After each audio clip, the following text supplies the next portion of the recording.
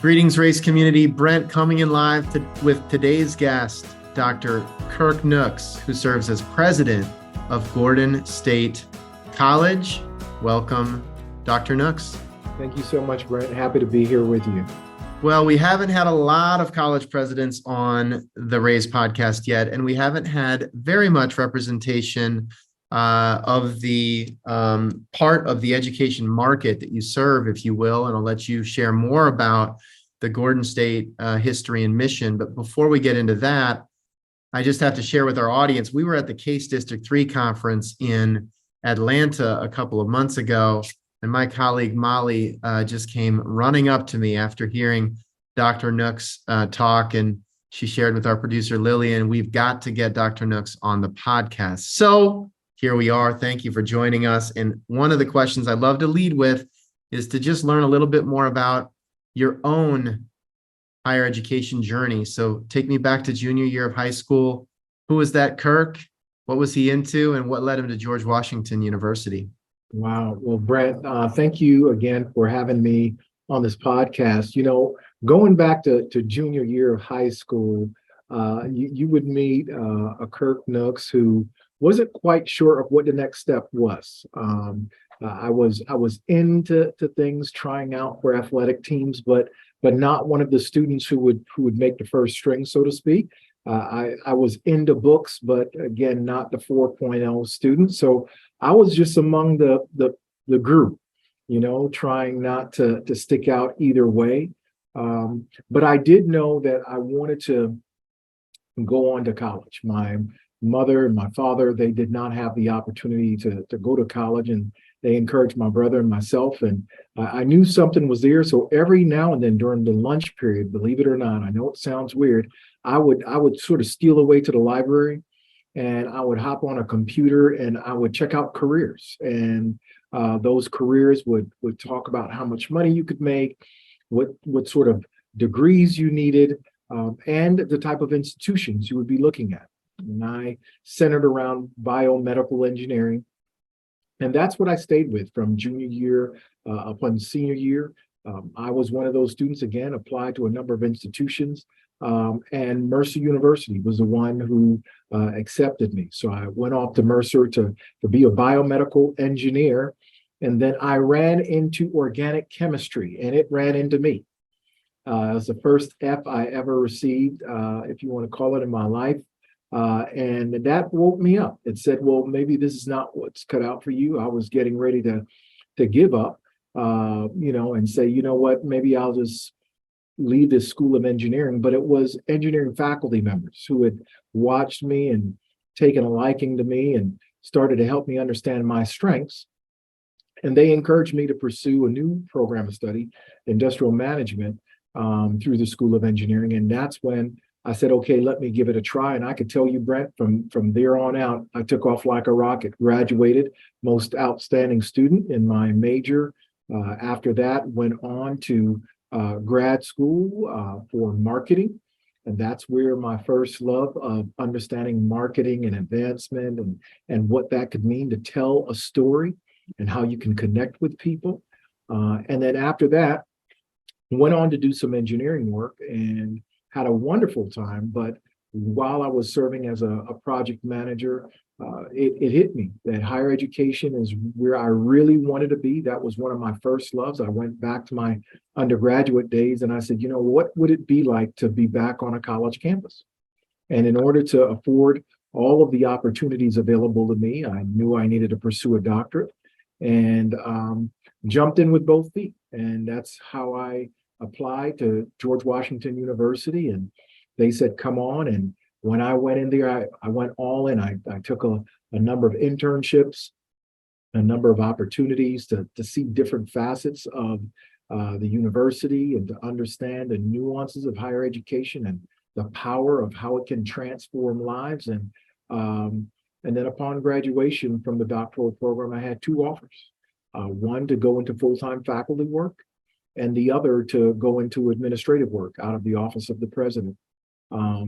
And I chose the administrative route just because of the variety, so to speak. Dr. Nooks, Let me just ask, and first of all, thank you for the correction. I had the order of events mixed up there, but starting at Mercer University, and then I want to know a little bit more about the time that you spent in the for-profit world. I know that you had sort of had that natural maybe path from the industrial management work into some different sectors that frankly, most of our audience, most of our even higher education leaders haven't ever sort of gone down that path and then pivoted back in. And so just tell me more about your reflections, the specifics of those roles, and then ultimately what that maybe aha moment was that led you to sort of lean back towards higher education.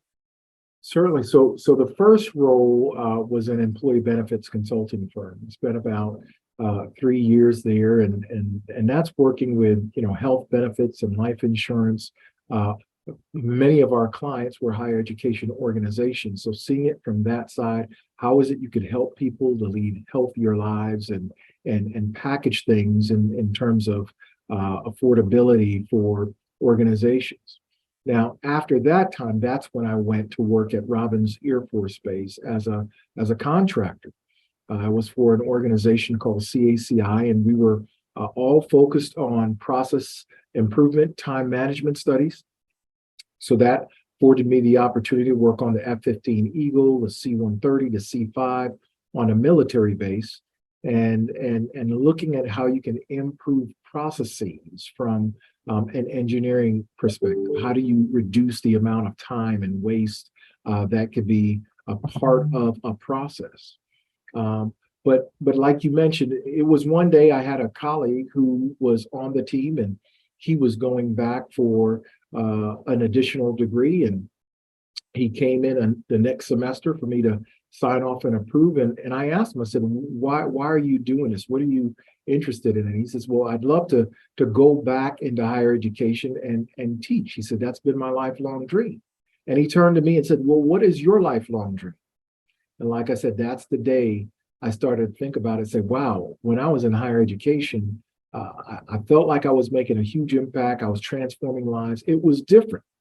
And I drove home that day and I said to my wife, I said, what would you say if I wanted to go back into higher ed and pursue that doctorate? And she said, look, I'd be with you. Let's go. So that's when I started to look at programs, and that's where the story picked up with GW. So you do the work at GW, and it's clear that at that time you're aspiring for leadership, right? Leadership roles. Correct. How explicit were you? I mean, did you have it written down like, I want to be a college president someday? Or was it, what were the goals at that time relative to where you've gone? The goal was simply, and I don't mean simply, but the goal was to become a faculty member at a research university. That was the goal. That was, how the program was identified, the research, you name it. I had a graduate research assistantship, was doing work with some of the finest researchers. That was the goal. Their annual conferences where you would present this research. And I, as a grad student, was afforded the opportunity to go to one. And I went in and was listening to a presentation from one of the scholars who wrote the textbook we were using, and I was excited. And I said, "This is fantastic." After his presentation, I went to another one, and it was a junior researcher. He had presented his information; it was quite eloquent. But then the hands started to go up, and as he started to take the questions, it sounded like they were more critiquing his work, and they're really beating them up and tearing down the research. And I said, wow, that was pretty rough. That was uncalled for. And I said, maybe it was this session. And I went to another session, same exact thing happened. And I started to ask myself, well, if we're all trying to do something better, this doesn't feel good. And I spoke with a mentor, and she asked me, she said, Kirk, what is it you really want to do in life? And I said, I really want to make a difference. I want to see students' lives change. And she looked at me and she says, well, then you want to really be at an access institution, because that's where students' lives are really changed. And that's what opened up my mind to say, wow, an access institution. And I started to do the research. I took a few internships at local 2-year institutions. And that's when my eyes were open that as a guy from Brooklyn, New York, a first generation college going student, that I too took classes at a community college during my undergraduate experience, and that's where lives were changed. So I dedicated myself to the Access Institution, whether it's a state college like Gordon State or whether it was a community college like I was in Kansas City, because that's where students, to me, have the broadest potential for change and influence, and I love to see their transformation. So give us the elevator pitch on just the place, like in the market, if you will, for community colleges in the United States, like why it matters, what people who in our audience are going to skew towards 4-year higher education fundraising should know about the community college system, but maybe don't yet. Well, I'm going to, Brent, I'm gonna rephrase that as the Access Institution, because what's happening over time is the community college was known as the 2-year college, but because of workforce demand, a number of community colleges are now offering 4-year degrees. They're trying to be in line with the market need at an affordable rate. I think when you look at that demographic of student, those students have some of the highest financial need. So when you're talking about advancement and fundraising, where your dollars will actually get to the students faster in a more meaningful way will be at the Access Institutions.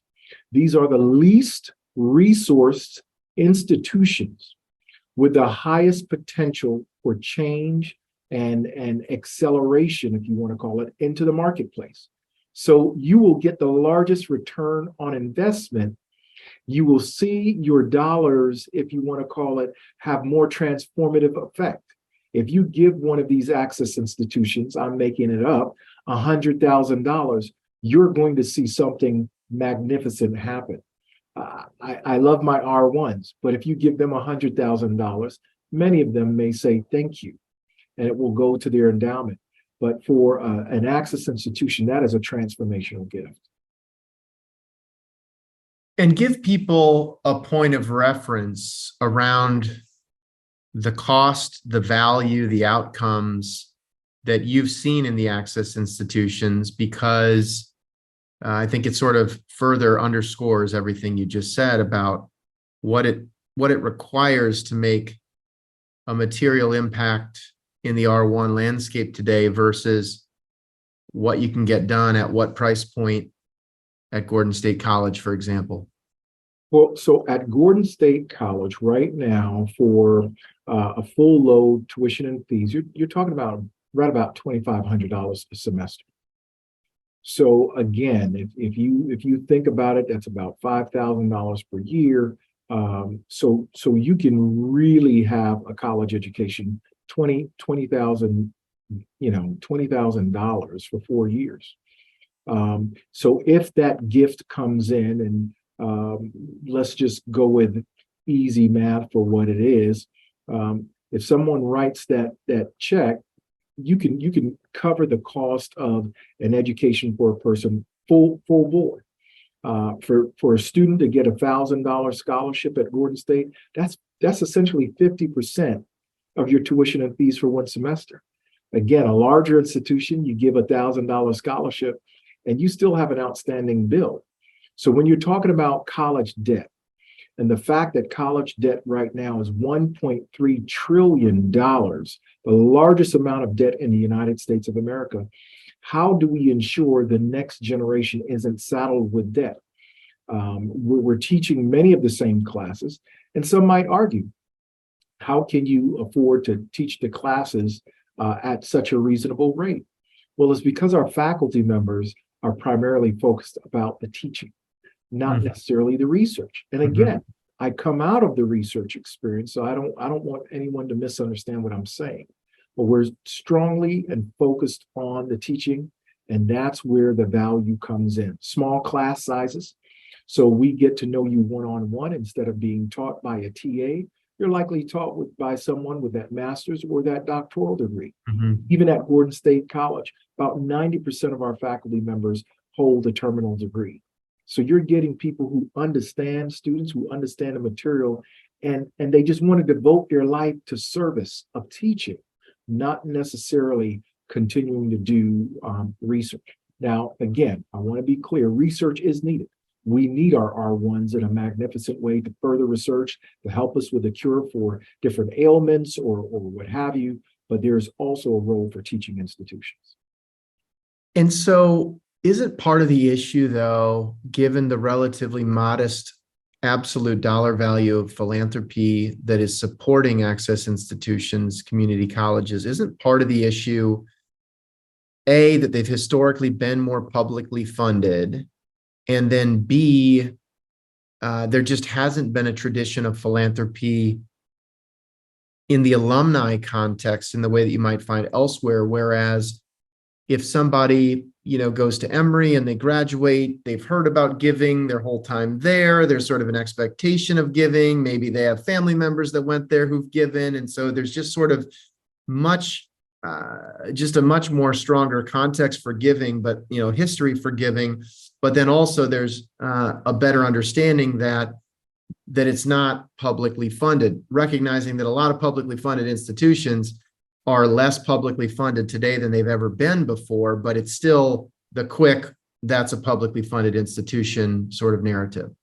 You're spot on, Brent. So those are the twin challenges. One is the decrease in state funding over the past, let's just say 15 to 20 years. You can look at charts, you can look at the data, even within the state of Georgia, the amount of funding relative to the power of the dollar has decreased. Not only that, if you look at tuition levels, especially here in the state of Georgia, over the past several years, we have not really raised tuition to keep pace with inflation. In some cases, one or some may argue that we've had a tuition decrease because at one point there were certain fees that were wrapped in that were removed last year. So those students no longer have to pay those fees. So hence we don't receive those fees, and there's essentially a tuition decrease.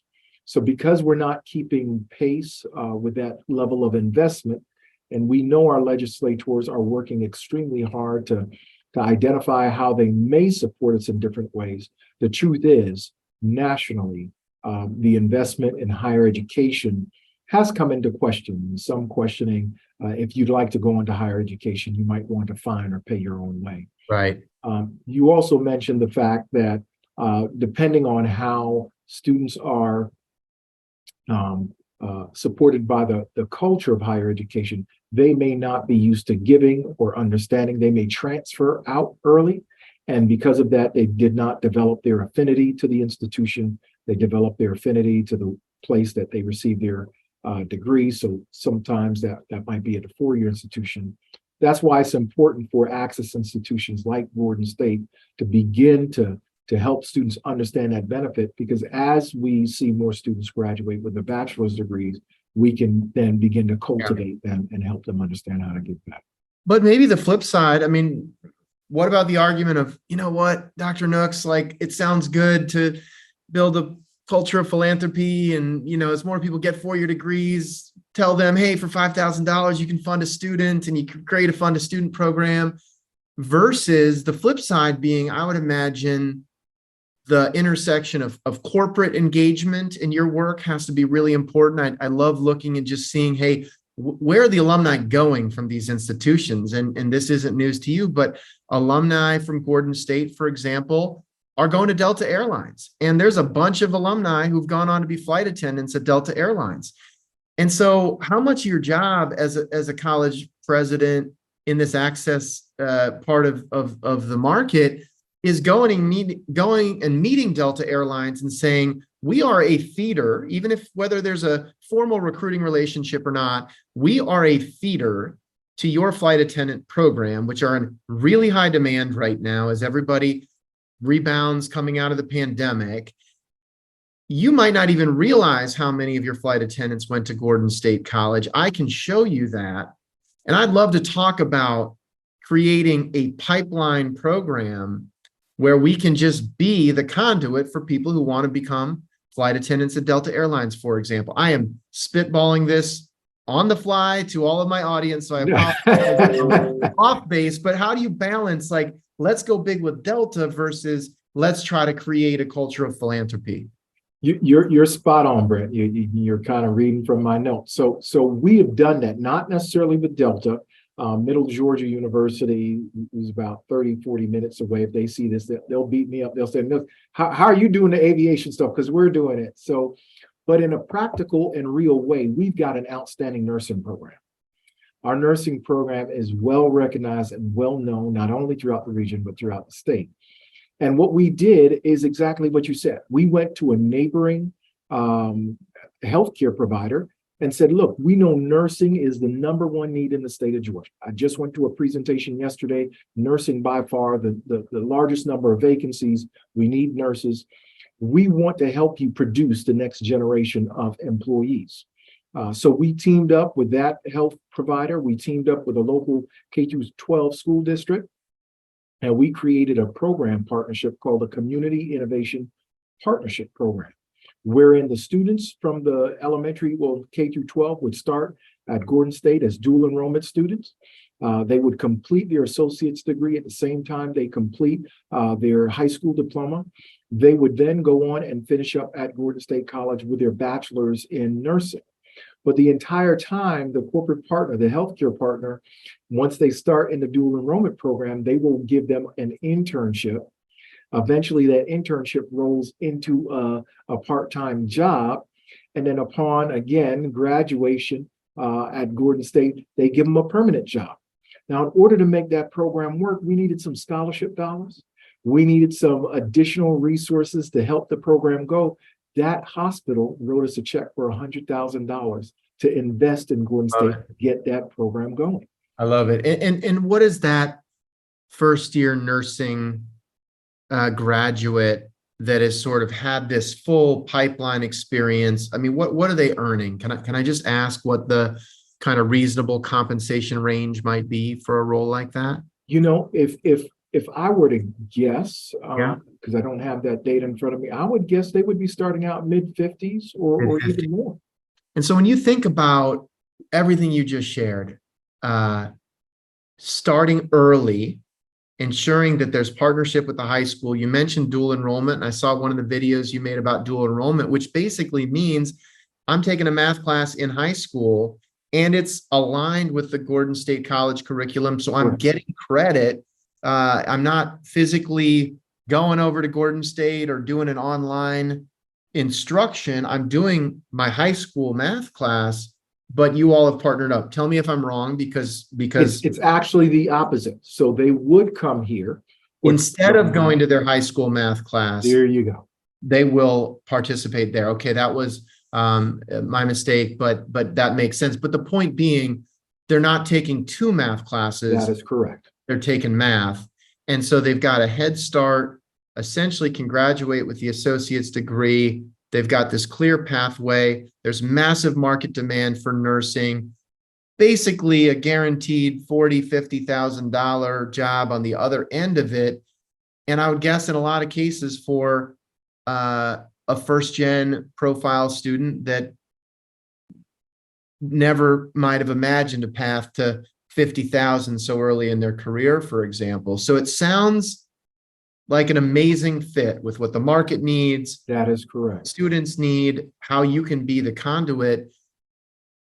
Tell me about what is stopping kids from saying yes to that and choosing not to go to college, not to pursue an access institution, for example, because it's got to be so close. I mean, you must every day see kids that just flip to yes or that just flip to no. And it's, I mean, it's really one of those like life-changing inflection points. It is. And when I reflect on it, I think it's all about communication.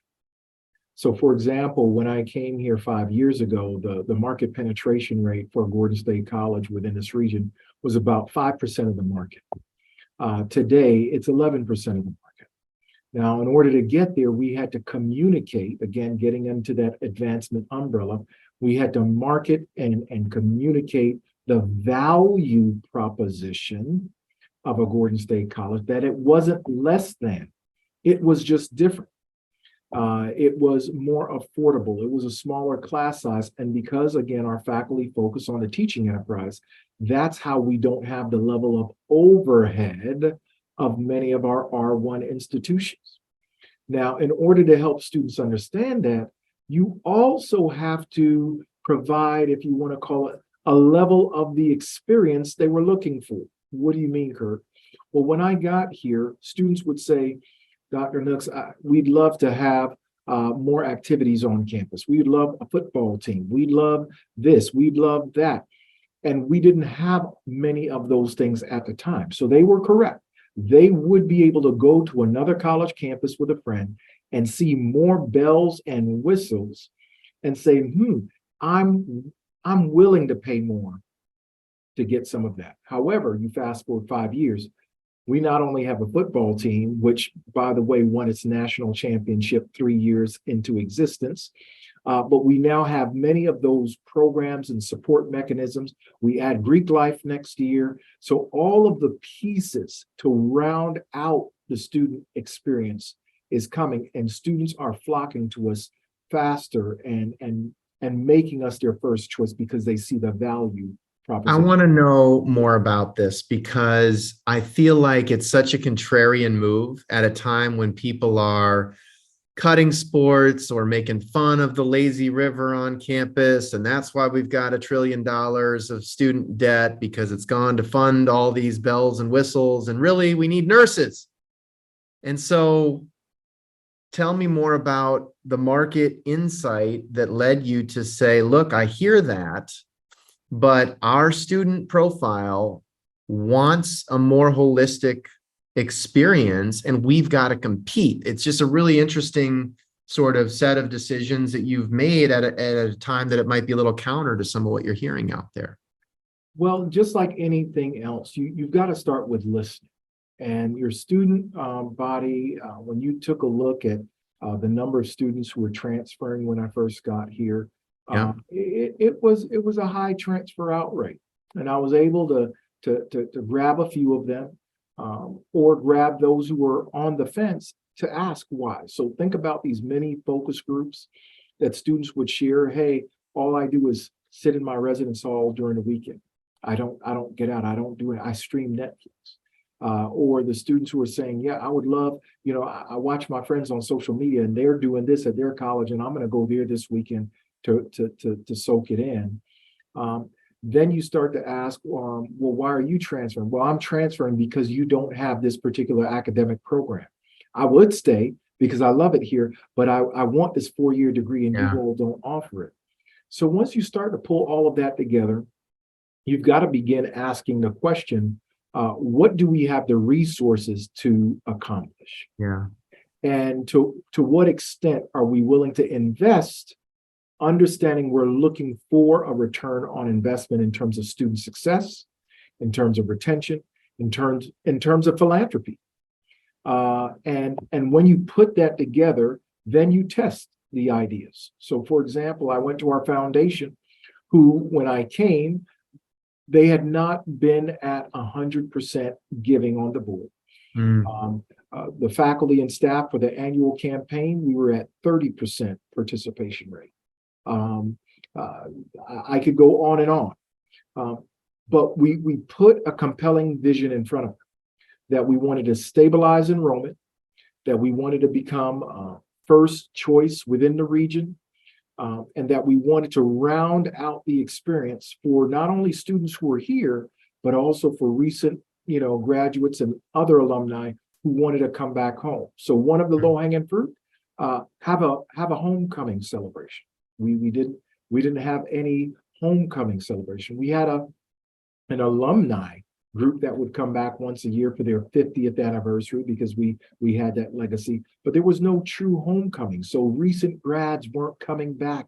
They weren't making that connection. So when it came time to give back, we were not top of mind. So we changed that and we had homecoming. And we created that opportunity for, again, those who were getting ready to graduate versus those who were recently graduates to have a powerful, positive image of what Gordon meant to me outside the classroom. Because guess what? Those are where some of the connections come from. We started to build out more student programs and activities so they didn't have to go and travel elsewhere. And students started to take pride. One of the things we did marketing wise, we transitioned our older mascot, which was a Viking, into what we call the Highlander Stack. And we help students to understand and connect your story. I could tell you that spirit wear and apparel and just recognition has gone, gangbusters since that time. Now, when you go out, I saw a student of ours in the airport just last week, and guess what she's wearing? A Gordon State College Highlanders t-shirt. So again, these things are happening. At one point, I would go out to stores, I wouldn't see any apparel or spirit wear, and now we're seeing it all over the place. So it's just giving people a sense of belonging, a sense of connection, something that they could be proud of in order to make that connection, that linkage, develop that interest. Almost sounds like you're running a startup. I got to be honest. I like it. But one thing you said really strikes me as being highly relevant for our advancement colleagues who are listening, which is it all starts with listening. And this idea that, you're seeing a retention and a student experience problem. You see that in the data. But then actually going out and grabbing people and saying, hey, will you talk to me about it? And there's survey information we can do. There's one-on-one conversations. You can wrap that all together. And I think what we definitely are lacking on the fundraising side sometimes is, hey, this donor gave 12 years in a row and then they stopped giving. And that will show up in like a report, a presentation, and we'll have a donor count slide or retention stats. I don't think we have a real system to go and say, hey, do we call them and ask why? Do we email them and say, hey, Dr. Nooks, you've given 12 years in a row. I noticed you didn't give last year, and I'd just love to learn more about why that is and what we might be able to do to make it right. I suspect over half the time it's going to be, I forgot, I was too busy, whatever, which is this whole other issue because that just means you didn't break through the noise, to your point around communication. And then in other situations, it could be that there's a real issue that they feel needs to be addressed. But I don't think that we really, I just haven't heard enough instances of somebody sort of grabbing the donor and saying, hey, will you tell me more about why you stopped giving, the same way you were just talking about with students that are moving on. Well, we actually did some of that when I first arrived. And you're right, all the different categories you mentioned came up. There were some who stopped giving because of, if you want to call it misunderstandings or some disconnect. Sure. We try to heal as much of that as possible. And in some cases we have, in other cases we've not been able to do so. But the broadest category of people we ran into that stopped was because they did not feel that they were thanked appropriately. One example is something we did today that we started about 3 or 4 years ago, the scholarship thank you luncheon, inviting all of the individuals who donated to scholarships to come and meet their scholarship recipient. So we've been growing this over the last 3 years or so, and it's just an opportunity to invite all of the donors, even if you can't make it. The fact that we wanted you back on campus so you could speak with the student who received your scholarship. The student goes ahead, gives his or her testimony, and the room is just full of goodwill and good emotion. That's one of the examples. The other piece for me is helping people to hear and feel and see and sense a compelling vision. We were able to do that. And now the end of the story, we've got 100% giving on our foundation board. We've got Over 80% of our faculty and staff participating every single year. It's been on a high. We created something called the Day of Giving, which we started 3 years ago. And each year we're increasing the amount raised and exceeding goals. So we were able to launch our first ever campaign at Gordon State College. We've been able to raise over $2 million over the last 5 years. We've received the 3 largest gifts in the history of the foundation within the past 5 years, and we're cooking one up right now. And if it comes through, it again will take the notoriety of being the largest gift in the history of the foundation. So just giving people that compelling vision and story, helping them to connect to it and understand how they can become a part of it. That's what's worked for us here.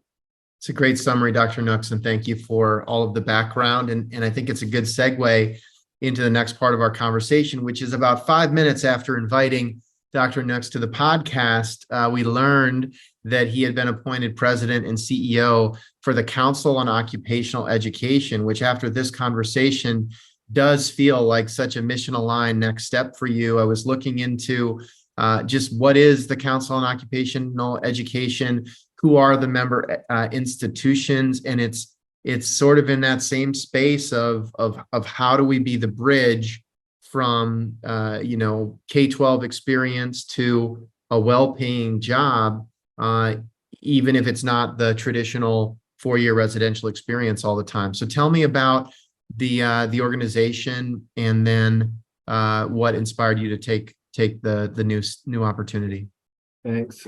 Brent, the Council on Occupational Education is a national accreditation group that really works in the workforce space. And as you mentioned, it operates in the 2-year space, but also the non-traditional space. So it actually accredits the certain military bases and their educational providers. It has some work with the White House, believe it or not, and their educational items there, as well as, again, 2-year institutions and for-profit institutions across 44 different states. Their desire is to take this work of workforce and solution building and trying to be the liaison and the bridge between all of them. The organization is one of about 64, if you want to call it, entities that works with the Department of Education to provide a stamp of quality for academic programs, as well as to provide access to federal financial aid. So think about us as one of the regional, if you want to, accreditors that accredits many of these institutions. We just do it at a national scale. Why it's so critical to me at this time is because I've worked in so many different spaces. So I mentioned to you, I worked on a military base before. I did engineering work. I've worked in a higher education setting, not only at the 4-year, but the 2-year space. I've worked for non-traditional, if you want to call it, entities. And the common theme throughout all of them is the desire to meet a need in the community. And right now, the nation is in need of a stronger workforce. There are organizations like the Lumina Foundation and others that talk about the number of credentials that we need in the U.S. in order to remain competitive. And this is serious, because the U.S. has taken a slight step back in the notion of credential production. So you've got a population of individuals who have some college, but no credential. And you have the need for a number of jobs, and they're looking for talented people. How do we get them put together? And the answer is not going to be everyone needs to go to a Gordon State College. It's not going to be the answer. Everyone needs to go to a Georgia Tech. It's going to be virtually impossible. So what we've got to do at COE is broaden the conversation to find out who are producing credentials. How can we put the stamp of quality on these credentials? We're not talking about anything fly by night, but how do we stamp this quality, and how do we make these resources available to the people who are seeking them, so they can get matched up with the workforce needs, and we can do this as a nation. So I'm excited to lead that institution starting in late May. as we have those conversations, which will include different ways of funding. There's this conversation now about short-term Pell or workforce Pell. We'll be smack dab in the middle of that conversation of how can we access it, and how can we do so in a way that doesn't create a zero-sum game, meaning if a student accesses the short-term Pell now, they're not going to be penalized when they want to continue on their degree at a four-year institution. Those are the conversations we'll be engaged in. And the goal is not only to take this nationally, but worldwide as well. And just tell me about that space and also what you've experienced at Gordon State coming out of or in the midst of what is still a massive transition relating to remote work. What are the implications of remote work? And then also, what are the implications for online education? And how do you see those things blending either in the occupational education space or in your role at Gordon State? Remote work is essentially here to stay. If there are a few things that came from the pandemic to make us stand up and say, wow, it's here and it's not going away, remote work is certainly one of them. It's forced us to understand that it is possible to conduct work and to get work accomplished in various settings. Now, the part and challenge for us is how do you do that in a balanced way? Because let's just take Gordon, for example. We still have students to serve, students who are on campus. So all of us cannot be in a remote work fashion. There are certain departments within the institution that it doesn't even fit. Our police force, our custodial, our grounds, those aren't telework positions. So it's causing us to rethink how we do this. In terms of online education, I could tell you there has been an increase in the desire for online classes, and we have met that need. But at the same time, interestingly enough, we're hearing a number of our new students saying, I would like to be inside. Now, these are the students who largely during the pandemic, guess what? They were at home during high school or what have you. So they're now craving the interaction with someone else. So the question for all of us is, what is the right balance of all of this? And what can we draw from it? How can it create a stronger workforce? Because now if you're working in a telework environment, you don't have to necessarily come into work anymore. You can be in a different state as long as you're willing to, work on the hours needed and based on that time zone. So I think, again, for online, for telework, it's going to cause us to rethink the path we're taking. But the same thing could be said of artificial intelligence and this whole AI. How does Chat GPT or DeepMind, how does that now influence the learning? Do we throw it out and say, do not use it? Or do we embrace certain parts of it and say, now this is this AI is changing this portion of the job? And how do we now, use that to leverage the work we do? No, it's such an exciting moment. We're recording this on April 28th. And so by the time you listen to it, there'll probably be 5 new announcements that we can't even imagine yet. But, as we conclude here, thank you, first of all, for just sharing so much perspective in a space that we just need to learn more about. I'm really enjoying the conversation. Who do you learn from? I mean, who are the thinkers? Who are driving strategy? I mean, you're partly talking about, the intersection of business. You're talking about government. You're talking about philanthropy. You're talking about accreditation. Like, who are people we should know and follow in that world? Wow. Good question. I do believe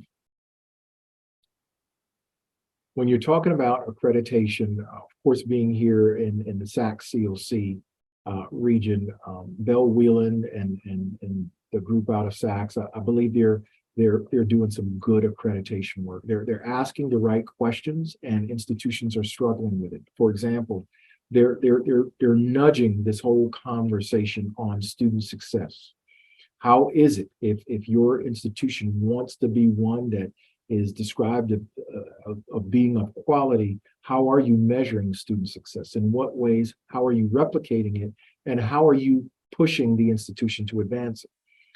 Prior, to that conversation, institutions would just say we're doing well, and that would be it. But how are you doing well, and how are you demonstrating it with data? Another piece they're asking us and having that conversation around is in terms of diversity, equity, and inclusion.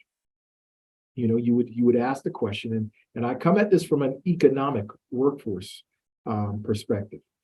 If we know we need more people, we need more talent, we cannot afford for anyone to be left behind or not reach their full potential.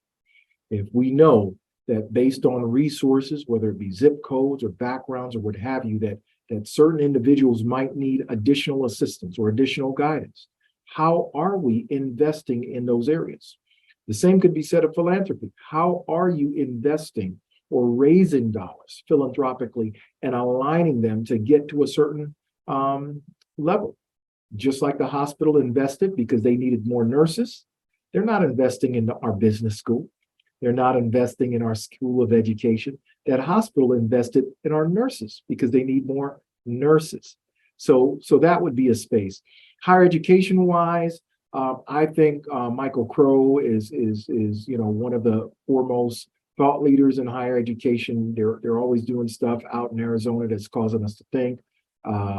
I think Sorrell out in Texas is doing some good work out there and causing us to rethink about how the institution could be used to transform not only the campus, but the community. I think organizations like ASCU, which I'm a part of, the American Association for State Colleges and Universities, Dr. Millie Garcia is the CEO, they're pushing organizations. We just finished up a product called the Stewardship of Place, and people can download that monograph. And when you read through that monograph, it's asking the question, how are institutions bringing value to the region in which they serve? Not being an island unto themselves, not doing research for research's sake, but actually helping to transform the region and solve challenges of the region. Yeah. So that's why, again, that CIPP program is so meaningful to us. And we not only did it with nursing, but we're doing it as well with teacher education with our Parapro to Teacher program. Again, we know there's a need for teachers because of the massive level of retirements due to COVID. What are we doing with the resources we have to solve those challenges within society? Well, thank you so much for sharing your journey and perspective. And we're going to conclude on a fun note. Tell us about this Italian cream cake recipe that you're known for. And you don't got to give us the recipe, but why should everybody here at least give it a shot? The Italian cream cake is something that is near and dear to my heart. Long story short, I took a trip with my wife to her hometown, and she had a family friend who bakes. And one of the things she wanted to do was bake for us before we left. Well, she baked the cake, and we got it in the car. We were driving back, and my wife said, "Hey, have you tasted the cake?" And I said, "I'm not into the cake." And she said, "You got to taste the cake." And I tasted the cake, and it changed my life. I've never tasted a cake like that. And I said, my goal in life is to perfect the Italian cream cake. So I went on, I took down a recipe. I started to tinker with it over a few years, and I perfected it. I can say, and I can brag, we had the bake-off on campus, a blind taste test. And guess who came in first? So every holiday season, I take out the recipe and I make it for campus, and everyone usually enjoys it, and others come by to ask me about it, but that's the Italian cream cake story. Well, we met Dr. Nooks because he was being honored with the Chief Executive Leadership Award at Case District 3, but it sounds like the blind taste test competition on campus rivals the honor there. Indeed. I love it. Well, thank you so much, Dr. Nooks. Best wishes on your next chapter. We look forward to staying in touch, and I hope you have really a terrific weekend. Everybody, thanks for listening. I'm Brent Grina, founder and CEO at Evertrue, signing off for this episode of the Raise podcast with Dr. Kirk Nooks, who serves as president of Gordon State College. Take care, everybody. Thanks so much, Brent.